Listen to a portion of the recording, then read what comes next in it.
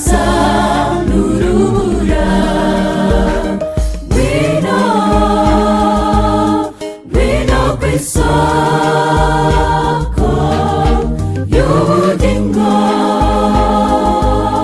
buhoraho.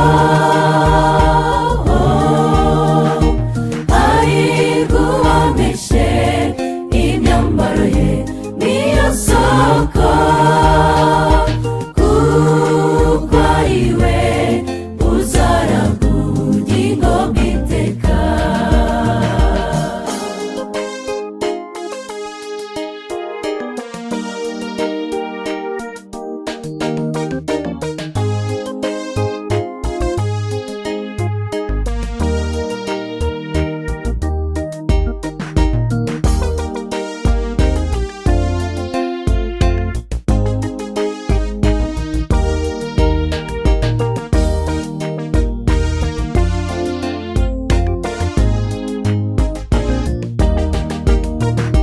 N'iyo soko niwe wavuze ati, yewe wowe urushye ubabaye nsanga,